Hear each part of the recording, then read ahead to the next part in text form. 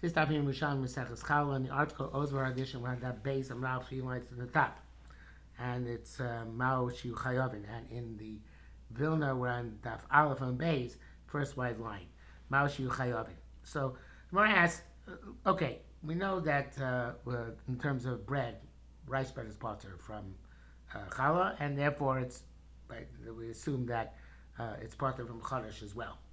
It's these halachas need to be linked. What about koli of toasted rice?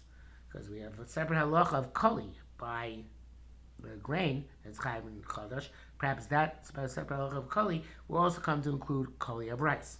So when it says Mashu chayav on koli shalo mishum chodesh, koli of rice, Rabbi Zira said no. See, lechem koli b'kayim lo sochlu. It says bread and toasted and soft kernels you should not eat. And anything we chayav on its bread, chodesh, that the chodesh is also to a korban omer. Also the koli has the issue chodesh. If there is no issue on its bread on account of chodesh, then the koli has no issue of chodesh either. Now, Rabbi Yehuda Boykum Rabbi Zira. Rabbi Yehuda asked for a case of Irev Arba. Here it says kabin b'fnei atzmam l'chintzam arka ear of the earbud. So it's a slightly different gears than the gra, which we're going to go with. Irev Arba b'fnei atzmam l'chintzam Arba b'fnei arz b'fnei atzmon. So you took 4 rovas of wheat, not enough to be shir chal, which is 5 rovain, and you fermented them. You made them leavened, and you took 4 rovain of rice by itself, and you made them into dough as well, even though they can't really become chametz. After the wheat became chametz, you mixed it together with the rice, and now the question whether that's considered to have a shir challah. Now, it's not like we said yesterday nigrar, because nigrar is where a question with the nigrar was a separate question, where you put the rice together with the wheat and then ferment them together. So the rice can make up the shear in order that be chayav in challah. But now we're talking about where you ferment them first and then combine them. So here it says harei b'shas chiyuvan lovely they matzah v'chametz. So there's a change of gears here from the gra that Rabbi Zira said to him, Amar lei harei minon koi lechem. They're called bread.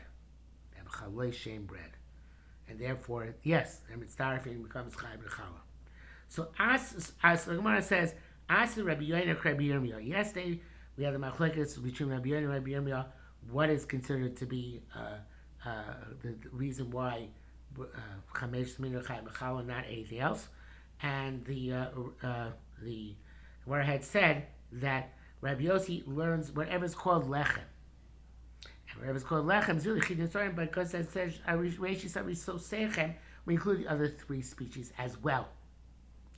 Whereas Rabbi Yoina had said no, it's whatever comes to become leavened, whatever has an enzyme which breaks down, like we explained yesterday at the end, and that's the 5 meaning. So the Rabbi Yoina is going like as Rabbi Yoina Rabbi Yirmiyah.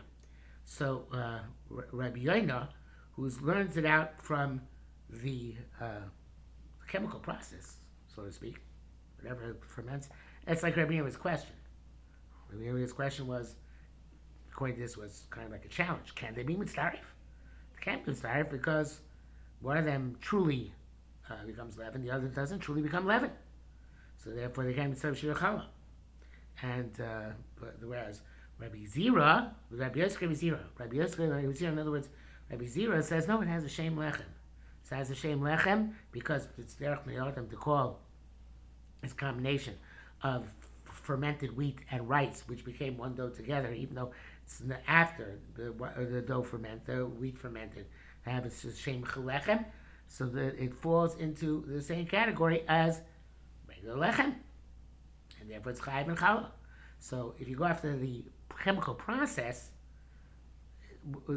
after the wheat fermented, there's no way it became leavened. There's no way to add on the rice and make it into a chiyuv challah because rice. Maybe if it's nigrar, it's going to be part and parcel of the chemical process, but not if it's added on later on. But if you go after the chaleshim lechem, what people call bread, so then, okay, so then if people call this bread, even though you added the rice mixed rice batch after the fermentation of the wheat batch, so then this michai mechala.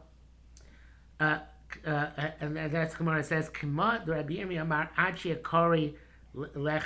Rabbi Gemara Asi Rabbi Yonah Rabbi Yirmiyah Rabbi Yossi Rabbi Yizira. Asi the Rabbi Yonah Rabbi Yirmiyah Rabbi Yonah is like Rabbi Yirmiyah. So that really, it's the Yerushalmi do this backwards, but really because really like we're saying Rabbi Yonah is going to Rabbi Yonah because we went Rabbi Yonah first and also Rabbi Yizira Rabbi Yossi we went Rabbi Yossi first, but same idea. So Kamad Rabbi Yirmiyah, Kamad Rabbi Yirmiyah Amar.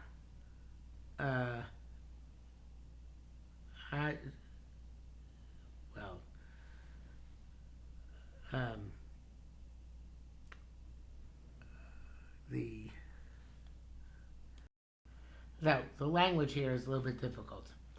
The lumdus is clear, the language is difficult, and it's misleading.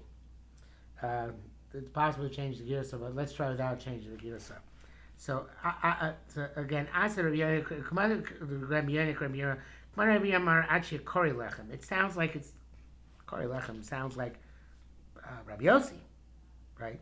That has to have a Chalei Shem Lechem, but that's not what it means. It means until it can be called actual bread. Until it's something which has authentic chimutz, and therefore, if it's not, if even people call bread, it doesn't matter. It's not going to be chayav in challah. That's the premise of Rabbi Yirmiyah's question. That's why he's saying four and four together. So you can't make a shir from it. That's like Rabbi Yirmiyah said. Again, it's how lechem sounds like it has, as long as it has a shem bread, but it's not what it means really. It means until it has actually the process, the chemical process which makes it bread. And Rabbi Yossi is Rabbi Zira. Rabbi Zira Mar Mino Kori Lechem. Mino. It's true, it's not intrinsic, it's extrinsic. It's what people call bread. And that's the whole difference between Kori Lechem and Mino Kori Lechem.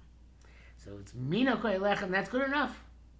So here too, Rabbi Yossi Amar Mino Kori Lechem. Just like he says, whatever people call bread, even though it's not intrinsic, it's just what people call it, the blush me'odem. So to here, people look at the fusion even after the chimutz, where there was no greva of the fermented chitin with the rice as bread, and therefore it's chayim mechal. Okay, so now the Gemara says, Asya Rabbi Yossi Rabbi Hila. Rabbi Yossi goes, I forgot to polygolate, even though he argues on him. Later on, in the third parak, it says Rabbi Yossi and Rabbi Hila have a machlokas. They make a dough from wheat and from rice. It's chayav mechala when it's mostly a grain and has a taste of grain. Rabbi Yossi argues that as long as it has a taste of grain, even though it's not mostly grain, it's chayav mechala. So the question is, do you need both the tam and the rov, or is the tam enough? Now, what the Gemara is trying to say is that even though they argue on the question of the shear, still it's considered to be a question of the mino kori lechem. It's okay. They both hold the rice is a mitzdarif. Question is under what circumstances the rice is mitzdarif. Is it mitzdarif only if it's the majority is wheat, and the taste is of course wheat, or even if the majority is rice, as long as the taste is wheat. But they both call it's mitzdarif because people call that bread. Okay. Now Rabbi Shmuel bar Nachman uh, the Shama Kula Mina Hakray.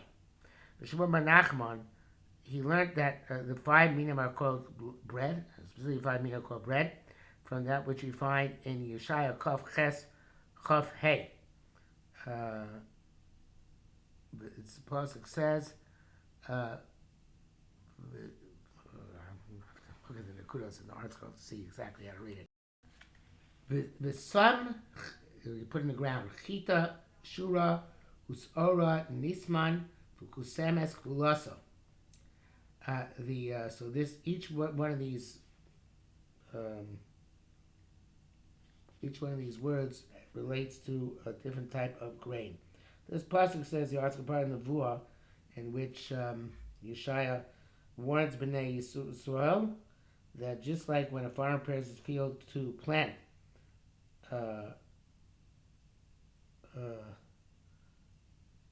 brings the entire field to grain, so to the warnings of HaKadosh Baruch Hu through his Navi to bring that people should do tshuva will bring to severe penalties if they don't fix themselves. In other words, he's planting the seed. Yeshayahu Kabiyach is planting the seed for future punishment. And now Yerushalmi Nachman explains the pasuk. V'sam chita, he's going to put chita elu achitim. Shura, that is Zushibo Shuo. That's the Shibo Shuo. Oats are called Shura. V'lo mikra shmo Shura. Why is it called Shura? She'asura kashura.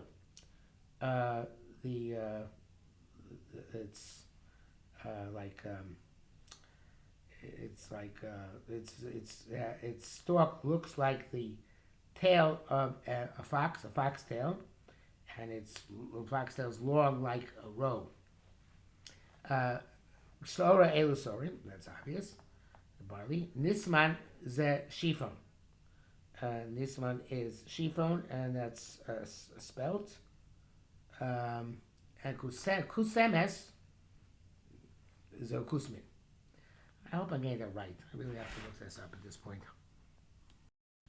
No, I was wrong.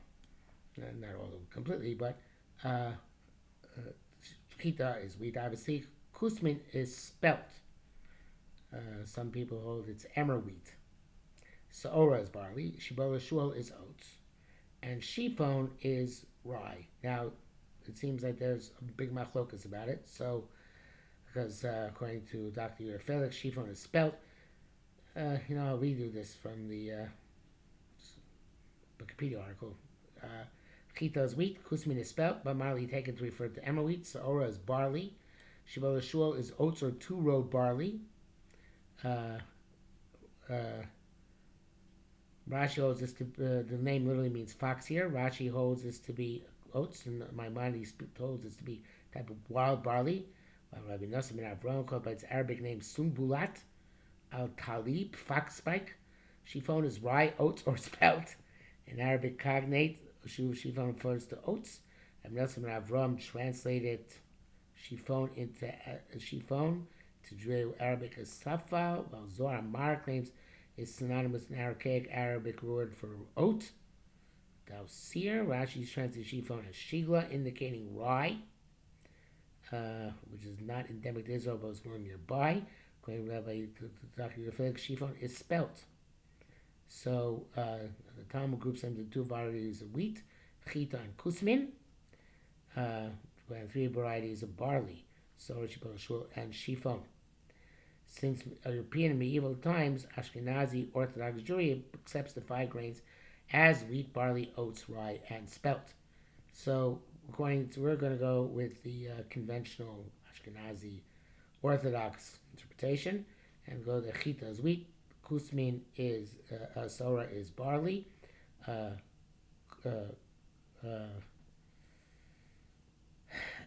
kusmin being spelt, shibboleth shul being oats, and shifon being rye. Okay, and if I remember that, I'm in good shape. So we probably have to refer back to that from time to time. But as it may, it's not so simple. So in any event, again, So, sh- sh- uh, uh, some chita el chitim shura zushi bar shul. Below crush mashura shu asur kashura. The foxtail looks like it's a long row.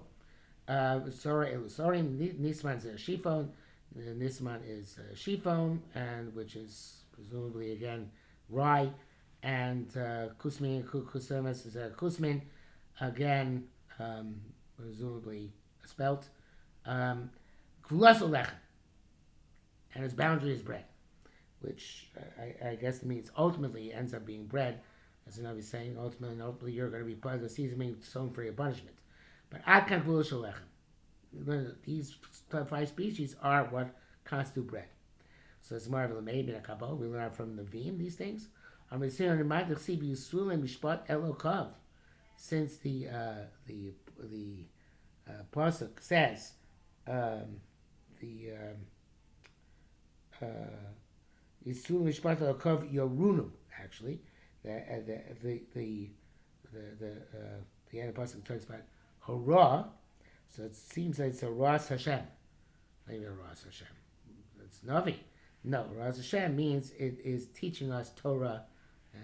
Evidently, this is using this pasuk as not just a pasuk of Nebuah, but a pasuk also of Hurrah. And in the context of Hurrah, it's teaching us what is considered to be grain, either what's considered to be lechem doraisa. So the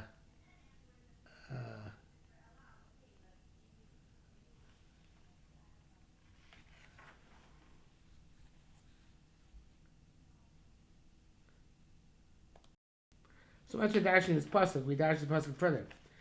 Amr Abisina says that Elaine Shaya, the women who say Lo ne'o b'nei b'nina l'knishna, we're not going to take our children to the shul to teach them to learn Torah. In Chami hu lei melefu, because if he's capable of learning, he'll learn on his own, right? Why do we have to make sure to bring him to school? He'll learn on his own. Loving tabus, not good, not doing good. In other words, don't think that people are going to become Chachamim on their own. El v'yisru mishpat elokim yironu. You have to compel the child to go to learn. That's yisru mishpat, and then God will teach him. In other words, they need a framework. It doesn't work. You can't expect that the kid is going to go into a corner and come out Talmid Chacham. You have to actually take him to school and make sure that he sits and learns. Then, v'yisru mishpat, then elokim yironu. So, fascinating thing. Told, yes, it is a pain to get your kid to go to school in the morning, but nevertheless, when you come down to Chacham, that's the only way which is going to happen. Maybe this mamash to the bottom base on the base, so stop it for today.